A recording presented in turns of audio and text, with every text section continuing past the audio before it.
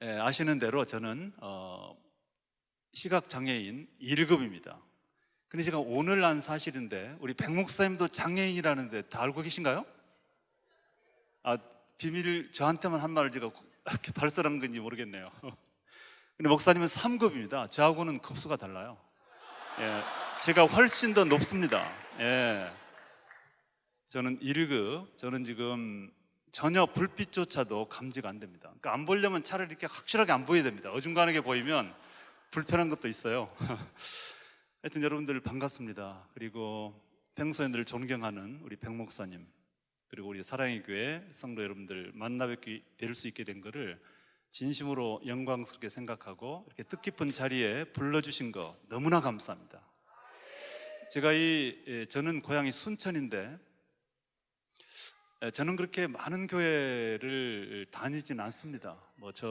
물론 말씀도 잘 못 전하니까 불러주지 않은 친구도 있지만, 그러나 저도 또 바쁘고 그러니까 잘 다닐 수 있는 기회가 많지 않은데, 그럼에도 불구하고 이 목포는 너무 저를 외면했어요. 그동안 이 목포에서 저를 단 한 번도 부르지 않았어요. 목포 전체에서요.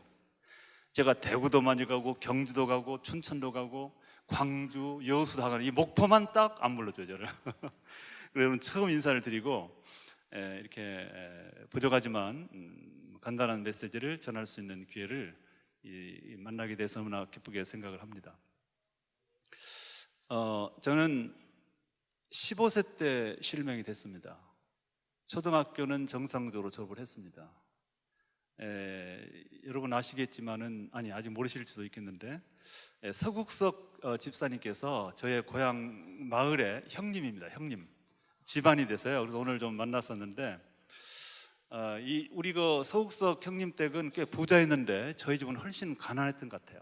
그래서 저희 사형제는 아무도 중학교를 가지 못했습니다. 가난했기 때문에 아버지 어머니가 보내주지 않았습니다. 그리고 모두 다 초등학교까지만 보내줬는데 저 역시도 예외가 아니었습니다. 그래서 초등학교를 졸업하고 약 한 1년 정도를 집에서 얼마 되지 않는 농사일이지만 그 농사일을 돕는 그 일을 제가 하게 됐습니다. 그러던 중에 한 1년 정도 지나서 갑작스럽게 시력이 이렇게 나빠져가지고 안 보이게 됐습니다.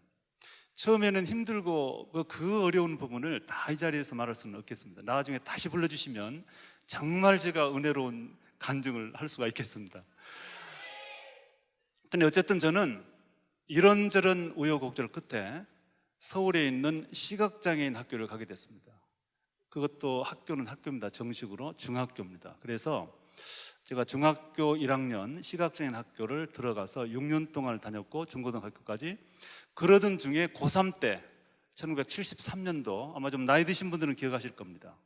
서울에서 여의도 광장에서 빌리그람 목사님 선교 집회가 있었습니다. 거기에 고3 때 참 어려운 시기였는데 그때 거기를 참석해서 은혜를 받고 예수님을 믿게 되었습니다.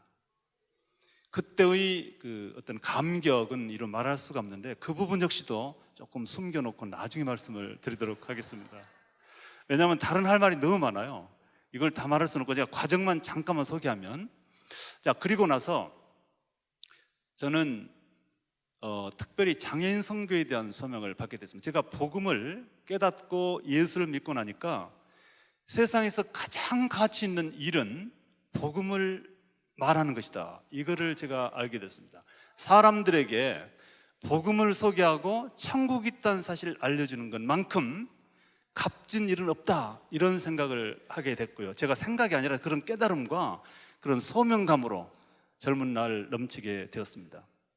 그러면 어떤 누구에게 복음을 전할 것인가? 아무래도 저는 제가 장애인이 되면서 경험했던 그 불편함뿐 아니라 어떤 아주 그냥 절망감, 고통, 이거를 제가 너무나 잘 기억하고 있기 때문에, 그리고 그 절망감과 고통이 예수 그리스도를 믿는 믿음으로 인해서 어떻게 해소가 되었는가를 제가 체험했기 때문에 바로 그 지점에서 나는 다른 일반인들에게 복음을 전하는 거야. 훌륭하신 목사님들, 전도인들 많으니까 나는 장애인에게 특별히 복음을 전하자, 이런 꿈을 가지고 제가 장애인 선거를 하기 위한 목표를 세워놓고 1977년도 제가 지금 25년 동안 교수를 했고요. 이번에 총장으로 선출된 총신대학에 입학을 했습니다. 그때가 1977년도인데, 근데 지금 이 지점에 조금만 한 가지만 좀 말씀드리면, 지금은 제가 총신대학에서 25년을 가르쳤고 조교수, 부교수, 정교수로까지 지내고 은퇴를 이번 2월에 하고 명예교수까지 됐습니다. 그리고 이번에 총장까지 됐는데, 이렇게 화려한 25년, 더군다나 25년 이후에 총장이라고 하는 이 정말로 소중한 이 자리에까지 오르게 됐는데, 제가 이 학교를, 총신대학을 그렇게 쉽게 들어오지를 못했습니다. 제가 77년도 2월 달에 정말로 장애인 선교의 꿈을 이루기 위해서 총신대의 문을 두드렸을 때 입학원서처에 입학 접수를 거부를 당했습니다. 이유는 장애인이다, 특별히 시각장애인이 어떻게 어려운 신학을 공부하느냐, 그렇게 하면서 하시는 말씀이, 신학을 할 때는 신학도 자체도 어려운 거지만 특별히 언어를 많이 한다. 뭐 예를 들면 영어는 물론이고 헬라어, 히브리어, 거기다가 독일어, 이렇게 많은 언어를 하는데 어떻게 따라하냐, 이렇게 말씀을 했었고, 또 그분이 잘 몰라서 하신 말씀이지만은 장애인이 할 수 있는 시설이 없다, 이렇게 말씀하면서 거부를 했습니다. 제가 그날 입학 접수하는 날, 마지막 날 오전 10시경에 도착해서 빨리 접수가 끝나고 다른 일을 좀 보고 싶었는데, 모처럼 서울 가서, 근데 접수를 안 시켜주니까 그냥 돌아설 수는 없고, 또 거기까지 오기까지 상당 시간 동안 많은 날들을 기도하고 정말 총신을 하나님께서 나에게 허락하신다는 확신을 가지고 왔는데, 그 입학 창구에서 거부한다고 그냥 돌아설 수가 없었습니다. 그래서 계속적으로 옆에 서가지고 애원했습니다. 받아주십시오. 저 기도하고 왔습니다. 근데 이분이 끝까지 안 받아줬습니다. 언제까지 안 받아주냐면 오후 5시까지. 그 5시가 접수 마감 날이었습니다. 이제 마감이 되고 모든 것이 끝나는 끝나는 시점까지 서 있으니까 그 장로님께서, 나중에는 친한 사이가 됐어요. 입학 창구에 계셨던 박 장로님이라고 해서 아마 아시는 분 아실 수 있어요. 그분이 목소리가 카랑카랑하거든요. 아시는 분은 아시길지 모르겠지만, 그분이 하도 안 가니까 어디다 전화를 거는 거예요. 알고 봤더니 학장님에게 전화를 하는 겁니다. 앞을 못 보는 이런 학생이 하나 와가지고 아침부터 와가지고는 가지도 않고 이렇게 봐달라고 애원을 하는데 어떻게 하면 좋겠습니까? 지 앞에서 전화를 하는 거였습니다. 그랬더니 서로 이제 대화를 하는 겁니다. 뭐라 하더니 딱 전화를 놓고 저한테 얘기를 했습니다.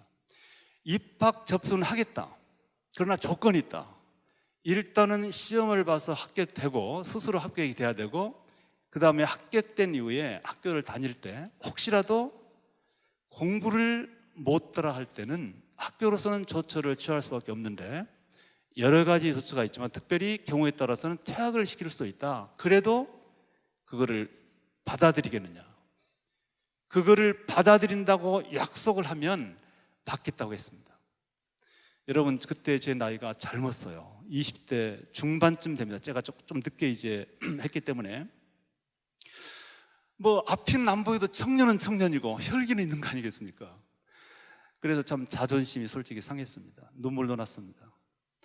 정말 신학교가 여기만 있는 것도 아니고 이렇게까지 차별을 하고 이렇게까지 편견적인 그런 발언으로 나를, 자존심을 상하게 할 수 있을까?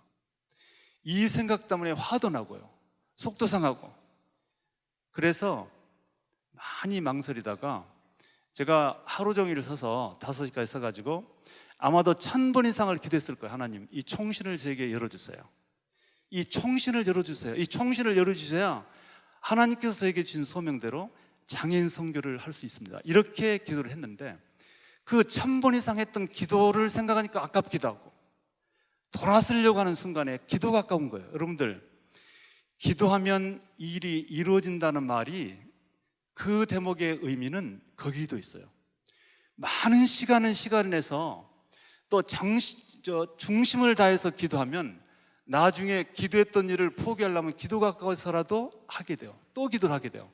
저는 그때 그것도 경험했는데 그리고 제가 이를 악물고, 정말로 저는 총신을 이를 악물고 들어갔습니다. 이를 악물고 그렇게 하겠습니다 말했습니다. 그렇게 눈물을 흘리고 괄시를 받으면서 들어갔던 총신대학인데, 미국에서 공부를 마치고 들어와서 너무나 수월하게 교수가 되었고요. 그리고 나서 한 25년 동안 정말로 보람 있게 제자들을 가르치면서 교수를 했고, 그리고 끝날 무렵에 학교에 어려움이 생겨가지고 뭐 많이 들으셨을 겁니다. 우리 교단 교회이기 때문에 저희 대학이 너무 어렵습니다. 뭐 한 몇 년 동안 어려웠습니다. 얼마나 어려웠냐면, 글쎄요, 하여튼 그 한마디로 말하면 전 총장께서 감옥에 가 있습니다 지금. 예, 그게 모든 걸 대변합니다. 예, 그렇게 어려운 상황이었는데, 그런 과정 속에서 제 은퇴가 이제 올 2월이었는데 작년 가을쯤 됐을 때는 더 심했죠, 학교 문제가. 그랬을 적에 저도 이제 앞장서서 학교를 정상화시키고 개혁하기 위해서 원상 회복시키기 위한 노력을 적극적으로 했는데, 그런 과정 속에서 주변 분들이 이 교수님이 총장을 나가야 되겠습니다 라고 권하기 시작했어요. 처음에는 제가 이렇게 말했습니다. 교수님, 저를 지금 놀리는 거죠? 저를 총장으로 말하다니요. 그랬더니 아니라는 거예요. 하여튼 그렇게 해서 쭉쭉쭉쭉 많은 사람들이 저한테 총장 나가라고 권유를 했어요. 이제 학교의 여러 가지 문제를 같이 해결해 오는 과정 속에서 아마도 그분들이 제가 가진 어떤 특징을 본 것 같습니다. 제 어떤 뭐 좀 죄송한 얘기지만 하여튼 뭐 상황에 대한 이해랄지 어떤 리더십 같은 걸 조금은 느꼈던 것 같아요. 그래가지고 권했는데, 그래서 제가 한 달 정도 하나님 앞에 기도하고, 하나님, 이렇게 많은 사람들이, 이렇게 대표적인 사람들이, 이렇게 훌륭한 사람들이 나보고 총장을 나가라고 지금 권하는데 혹시 하나님의 음성입니까? 그리고 가만히 생각해 보니까 만일 내가 총장이 된다면 정말 잘할 것 같아요. 그리고 대단히 죄송하지만 다른 교수님들 다 훌륭하지만 못지않게 나도 잘할 수 있겠다는 생각이 들면서, 그래, 한번 나가보자, 그렇게 결심한 것이 작년 11월 말 12월 초였습니다. 그리고 뛰어들었는데 종신대학에서 내놓으라 할 만한 교수들 거의 다 나왔습니다. 교수 7명에 외부 목사 4분에서 11분이 나왔어요. 그렇게 해서 이제 순차적으로 총장 추천위원회에서 1차, 2차, 3차, 4차에 걸쳐서 진행을 했는데, 이거를 제가 여러분들 다르게 듣지 마시고요, 1차에 11명 중에서 7명 뽑을 때도 1등이 됐고요, 그 7명을 가지고 프레젠테이션 면접해서 3명으로 앞서갈 때도 또 1등이 됐고요. 안 못 보는 사람이 저 혼자입니다, 시각장애인이. 그리고 3명에서 2명을 뽑을 때도 또 1등으로 2명이 됐어요. 그리고 그 2명을 놓고 최종적으로 재단이사회에서 뽑는데, 그때는 1등이 된 차원이 아니라 만장일치로 제가 총장이 됐습니다. 아이고, 죄송합니다. 우리 백 목사님 이렇게 설교 시간에 박수 쳐도 되는 거예요? 하여튼 너무나 감사하고요. 저는 저뿐 아니라 주변의 모든 사람들이 이거를 기적으로 봅니다. 기적으로요. 학교가, 저희 대학이 정상적인 어떤 상황으로 이렇게 총장을 뽑는 과정이 있다면 저는 나올 생각도 안 할 분들은 나올 수 없습니다. 엄청나게 어려운 과정들이 있습니다. 그런데 이렇게 비상한 상황이다 보니까 저 같은 사람도 나와서 총장이 됐는데, 그래서 제가 총장 된 과정을 말씀드리려고 사실은 온 건 아닌데 그냥 성령님의 인도하심에 따라서 잠깐 소개를 했습니다. 저는 아까 말씀드린 대로 1977년도에 종신대학을 입학해서 그 대학교 3학년 때인 79년도에 미랄선교단이라는 단체를 창립을 했습니다. 결과만 말씀드리면 지금 미랄선교단 세계 21개국 100곳이 넘는 현장에서 사역을 감당하는 세계적인 교구로 컸습니다. 그래서 이 세계미랄연합이라고 하는 단체를 제가 총재로 섬기고 있습니다. 자, 이렇게 이제 제가 성장해온 과정 속에서 어떤 것이 저를 저렇게 키웠을까, 성장시켰을까, 무엇이 제 힘이 됐을까, 그거 하나만 간단하게 말씀을 드리고 내려가려고 생각합니다. 오늘 본문으로 택해서 읽었던 고린도서 12장 말씀 7절에서 10절 요 내용들은 사도 바울의 신앙 간증입니다. 근데 요 간증의 내용을 가만히 보면 사도 바울도 상당히 고통을 느낄 정도로 힘겨운 장애를 가지고 있었던 것으로 보입니다. 신학자들은 대체로 이 약시로 봅니다. 약시, 눈이 나쁜 것으로 봅니다만 뭐 그게 뭐든 간에 약시든 어떤 분은 간질 뭐 얘기하는데 뭐든 간에 문제는 사도 바울이 그것 때문에 고통스럽고 힘들었습니다. 어떻게 알 수 있냐면 성경을 13권이나 썼던 사도 바울, 우리보다도 하나님을 정말로 많이 알고 그분이 말하면 거의 성경이 되는 그런 지경에 있는 사도 바울도 얼마나 그게 힘들었으면 한 번, 두 번, 세 번씩이나 간구를 했을까? 그 정도 되면, 그쯤 되면 한 번만 기도해도 알아차려야 될 일인데 여전히 고통스러우니까 두 번씩이나 기도하고요. 두 번 했어도 하나님이 가만히 있으시면 그냥 알아서 나름대로의 해석이 가능한데 그럼에도 불구하고 또 한 번 더 기도를 했어요. 세 번씩이나. 그랬더니 하나님께서 그에게 주신 응답의 내용이 뭐냐면 한마디로 말하면 내 은혜가 내게 족하도다.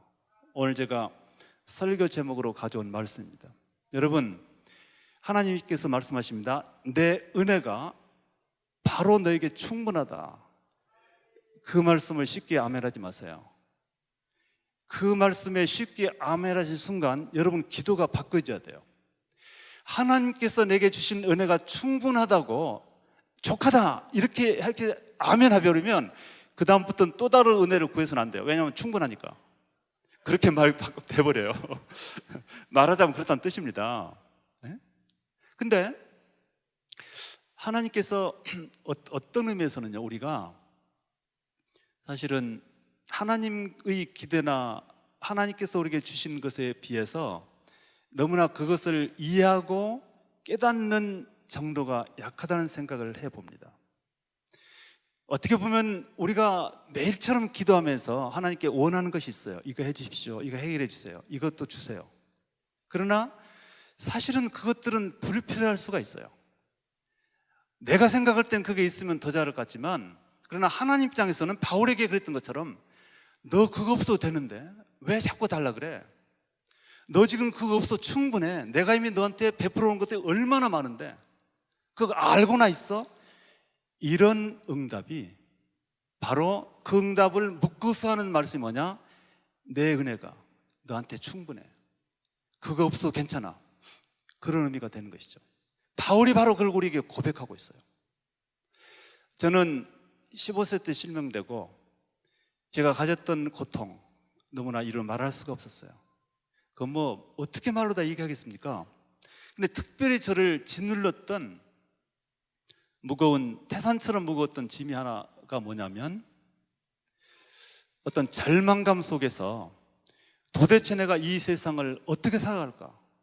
왜냐하면 다른 사람은 사대형신 멀쩡하고 뭐 눈 보는 정도는 고사하고 모든 것을 가지고도 산다 못 산다 힘들게 살아가는 이 세상을 치명적으로 앞이 안 보이는 내가 어떻게 살아갈까? 직업도 거의 없고 당시에 70년대 뭐 할 일은 아무것도 나지가 않아요.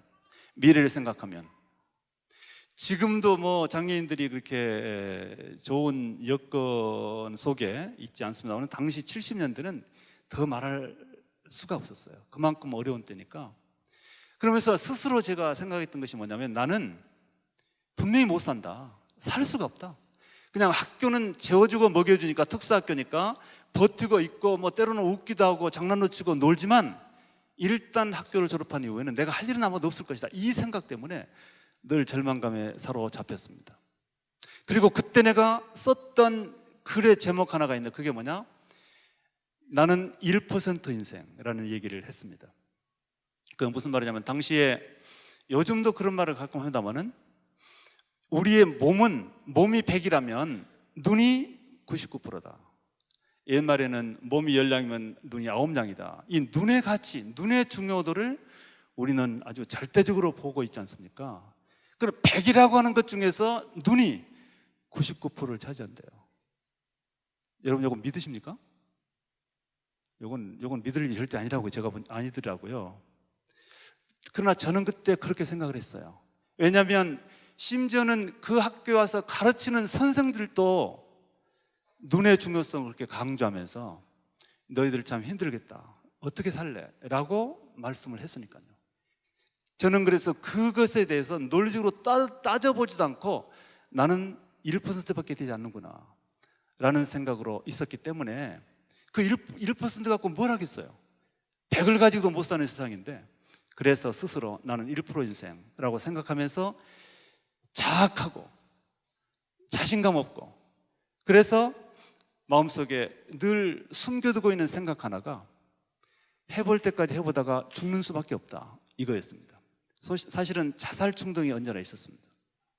그렇게 살아가는 시절이었는데, 여의도 광장에서 100만 군중 속에서 용케도 알고 개인적으로 만나주신 하나님께서 저에게 말씀을 했습니다. 네 스스로 1%라고 생각하고 있지? 그래, 좋아. 너는 1%만큼만 살면 충분해. 그 말씀이었습니다.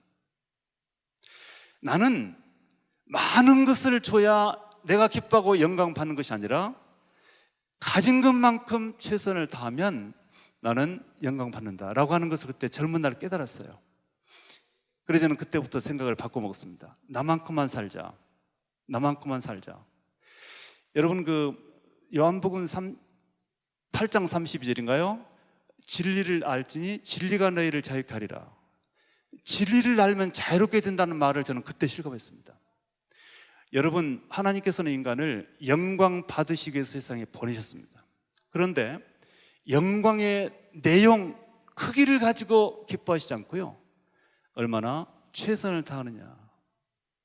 저는 그거를, 제가 지금 25년 동안 학교에서 교수로 제자들을 가르치면서 과목하고는 무관하게 가끔 좀 지루할 때 제가 잔소리처럼 하는 얘기는 뭐냐면, 너희들만큼만 살면 돼, 그겁니다.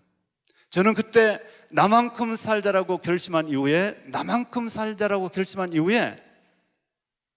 그러면 내가 나만큼이 뭐지? 라고 해보니까 두 손 멀쩡하지, 두 다리 멀쩡하지, 말도 나오지, 귀도 들리지, 남아있는 내가 아무것도 아니라고 치부해버렸던 일로 생각한 것들이 너무나 많이 남아있는 거예요. 실제로 가치게 여겨지고, 나는 그때 사실은 이런 생각이 가졌어요. 내가 왜 이 많은 것들을 무시했을까? 눈 하나 안 보이는 건데 왜 나머지 것들을 다 아무것도 아닌 것으로 치부했을까? 내가 그래서 손아 미안하다, 발아 미안하다, 뭐 그런 말 안 했으면 그런 심정이 생겼어요. 그래서 이제 나만큼 살기 위해서 노력을 했어요. 최선을 다했습니다. 그리고 결론을 말씀드리면, 내가 가진 것을 가지고 최선을 다했더니 미국에서 박사가 되고 세계적인 미랄 선교단체를 설립했고 그리고 교수가 되고 총장이 돼 있더라고요. 내가 가진 것이 소중하다는 것, 내 은혜가 너에게 충분하다는 것을 깨달은 순간에 나한테 있는 것들이 되돌아져 보여집니다. 그전까지 다른 사람과 비교하면서 수많은 것들을 추구하고 갈구하고 간구하잖아요. 그러면 나에게 있는 것도 보이지가 않아요. 창고 안에 처박아 놓기도 하고 선반 위에 얹어 놓기도 하고 사장돼 버려요. 나머지 기능들이다. 그런데 없는 걸 포기하고 있는 것을 찾아내니까 그것들이 다 새록새록 살아나서 나를 위해서 일해주기 시작했습니다. 저는 그래서 이것만 한마디만 더 말씀드릴게요. 여러분, 우리 모두는 나중에 하나님 앞에서 평가를 받습니다. 우리의 삶을 평가받습니다. 그 평가의 기준을 어떻게 생각하십니까? 우리 하나님의 평가는 과정을 평가하는 겁니다. 결과 크기로 평가하지 않습니다. 왜 우리는 하나님을 향해서 하나님은 공평합니다 라고 말씀할 수 있는지 아세요? 그 이유는 너무나 감사하게도 결과의 크기로 평가하는 것이 아니라 과정으로 평가하니 그게 공평한 거예요. 너무 결과 만들기 싸움에 매달려서는 안 돼요. 그렇게 되면 큰일 납니다. 모든 문제는 여기에 있어요. 어떻게 해서든지 크게, 어떻게 해서든지 많게, 어떻게 해서든지 굵게, 그런 과정, 거기에 매몰되면 과정이 안 보여요. 과정이 나빠져요. 10달란트, 2달란트, 1달란트 비율을 보면 주인이 10달란트 받은 종이 나중에 돌아왔을 때 죄송합니다. 5달란트, 2달란트, 1달란트 5달란트 받은 종이 10달란트를 남겨서 주인한테 주었더니 얼마나 주인이 좋아합니까? 야, 정말로 열심히 일했다. 잘하였다. 착하고 충성된 종아. 내가 작은 일에 충성하였으며 내가 많은 것으로 내게 맡기리니 내 주인의 즐거움에 참여할지어다. 얼마나 엄청난 뭐라고 할까요? 이게 축복선언 혹은 상장 문구가 그거예요. 자, 그런데 2달란트 받은 종이 열심히 일했어요. 열심히 정말로 일했는데 둘밖에 못 남겼어요. 그러니까 넷밖에 안 돼요, 결국. 그러니까 사실은 10대에서는 이거 배도 넘어요.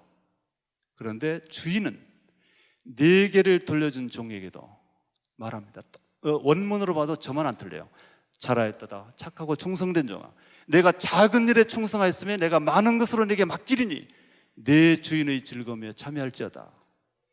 이거는 똑같이 대상입니다. 하나는 대상이고 하나는 뭐랄까 이등상이 아니라 모두가 100% 상을 주는 거예요. 뭘 보고? 과정을 보고. 사실은 둘 가지고 10개 만드는 건 말이 안 돼요. 그거는 도둑질하면 가능하잖아요. 그거는 불법을 행하지 않고서는 안 되는 겁니다. 우리는 가진 것만큼 결과 진솔하게 만들어 드려야 돼요. 우리 하나님께서는 엉뚱한 분이 아닙니다. 100만 원 월급 받는 사람한테 너는 믿음으로 200만 원 헌금해, 이런 하나님 아니십니다. 우리가 가지고 있는 현실, 바로 이 지점에 제가 한 가지 장애인의 가치를 발견할 수가 있어요. 저는 올해가 미랄 40주년인데 40주년 동안 전 세계를 다니면서 국내뿐 아니라 장애인 선교를 하는데, 왜 우리가 어떻게 보면 생산성을 올리러 온다면 도움이 안 되는 장애인들, 미안합니다만은 장애인 종류가 다르긴 해요.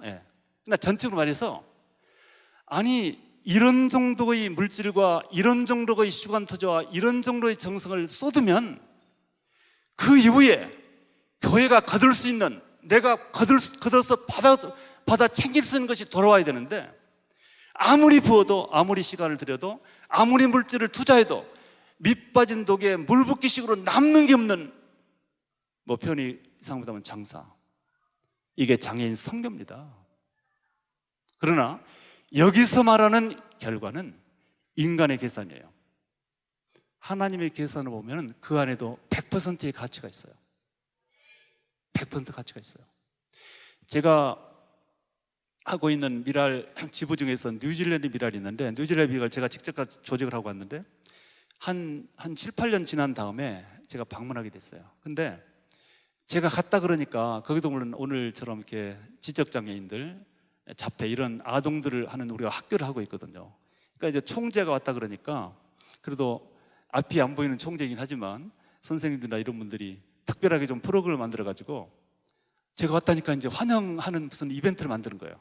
그래서 제가 저 뒤에 앉아 있고 앞에서 노래도 하고 찬양 여러 가지도 이렇게 하는데, 근데 이 준비하는 과정 속에서 누가 어떤 선생님 한 분이 누구야 나와, 빨리 나와 막 그러는 거예요. 근데 안 나온가 봐요. 그랬더니 빨리 나와. 그랬더니 쟤는 참 성경 읽어야 나오지, 이런 말을 하는 겁니다. 그래서 내가 저게 무슨 말일까? 도대체 내가 보이는 게 없다 보니까 더욱 이해가 안 되는 거예요. 성경을 읽어야 나온다? 그게 무슨 말인가를 도무지 이해할 수가 없었어요. 그래서 끝나고 나서 이제 물어봤어요. 그건 무슨 말이에요, 선생님? 아까 그렇게 말하던데. 그랬더니 이렇게 설명해요. 25살 먹은 정도의 지적장애, 나이는 2세 정도의 지능이에요. 있는데 미랄 모임에 나와서 굉장히 좋아졌대요. 행동이 그래도 많이 한 2, 3세 되는 지능인데, 근데 예배를 드리고 이렇게 프로그램 하니까 어느 날부터 굉장히 이제 컨트롤이 안 되는 그런 여자 아동인데, 아동이 아니죠. 지적장애인인데, 근데 이제 반복적으로 예배를 드리고 이렇게 모임을 통해서 나중에 행동의 변화가 생기는 거예요. 어떤 행동의 변화냐면, 성경을 보고도 글자도 못 읽는데 성경책 자체를 좋아하는 거예요. 그리고 그게 좋다는 걸 알았나 봐요.